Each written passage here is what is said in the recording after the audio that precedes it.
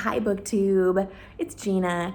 It's Friday today, and so I wanted to come and do a Friday Reads. I haven't talked to you for a while, and it's been a rough week. And when I have a rough week, it always makes me feel better to just sit down and talk to you. I've got a magazine and I've got a couple of books to share, and we'll just play it by ear and see where things go, because the magazine that I want to share with you is this old edition of Ms. Magazine's Women of the Year. What, Gina? What? Why are you popping up a old Ms. Magazine from 2002? This was published in 2002, and I've had this beauty on my shelf in celebration for the last 20 plus years. And if you know me, you know I'm not a saver. I don't collect knickknacks. I have a few things. Of course, I have a ton of books, but we're not counting books. But this magazine I have saved for a long time because it's quite special to me. Now, a little backstory. You probably don't know this. I don't share it with everybody, but I'm going to share it with you. I worked at Planned Parenthood for 19 years before I started in my current career.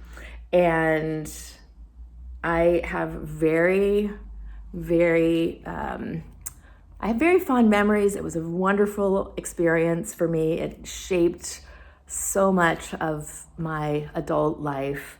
But what is wonderful about this, and sad at the same time, is two of the co-women of the year are Jennifer Erickson and Roberta Riley.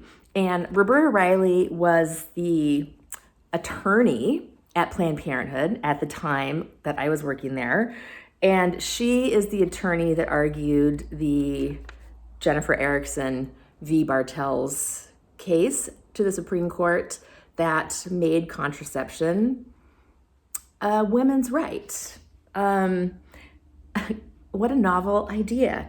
20 years ago, the Supreme Court ruled that contraception is indeed a right, and it had to be covered by insurance plans. They covered other things too. But I love this because look at this magazine. So here is Roberta. Here is Jennifer. And you can't see this, but I was working at the Planned Parenthood that Roberta worked at. We sat maybe 10 feet from each other. Our offices were sort of across the hall. And so when this magazine came out, I was so proud to have been a part of it, even in a tiny, tiny way, that I had her and her paralegal signed the magazine. Jennifer wasn't around, so I didn't have her sign it. But I love this. I think it's a very cool memento. Sadly, this will probably be one of the rights that goes onto the chopping block soon with the new Supreme Court that we have. But I wanted to share my Ms. Magazine Women of the Year 2002 edition because it is quite special to me.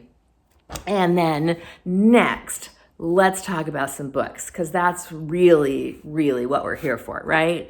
I'm currently reading Little Women. This is a beautiful old edition. I think I told you the story already about this, but I'm going to tell it to you again if I haven't already told you. If I have, I'm sorry. I'll repeat myself. This edition was actually sent to me by a friend who... It's kind of funny because she was just sending me a picture of her bookshelves, and I noticed that she had this Little Women edition. And so I commented, I was like, oh my gosh, that's the edition that I used to have when I was a kid. That's the edition that I read, but I no longer have it.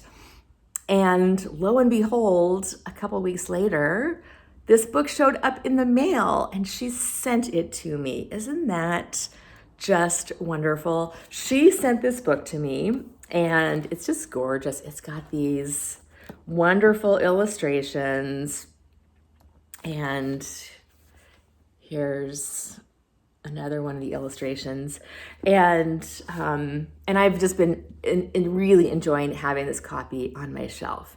And then separately from this, my friend Elle, who has a channel here called Elle Thinks, who I will link below, she totally separately, I hadn't talked about this book yet, sent me a picture that she had gotten her grandmother's edition, and it was the exact same edition. So in like 2-week time frame, 2 people, one person sent me this book, one person messaged me that they had just gotten this book and thought that it just reminded them of me. And I thought, oh my gosh, isn't that funny? So Elle and I have been doing a buddy read of this. I have to say, I'm not loving this as much as I was expecting to. I did read it as a kid and I loved it as a kid, but I'm finding it a little bit difficult, a little bit preachy and moralistic, and a little hard to get through. I'm almost done, so I'm not going to talk really about it because we haven't done our final check-in, which is going to be this weekend. But I'm very glad to have this book, but I probably won't read it again. And then next, I am going to start in today on Pride and Prejudice. This is one of the copies I have. You know what? I don't know. Are you guys interested in seeing a Jane Austen collection? These are almost all Jane Austen books, and I've got, let's see, I've got this Pride and Prejudice, and I've got this Pride and Prejudice, and I've got this Pride and Prejudice.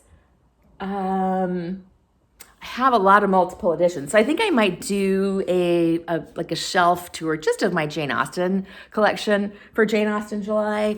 I'm not sure which of these editions I'm going to read.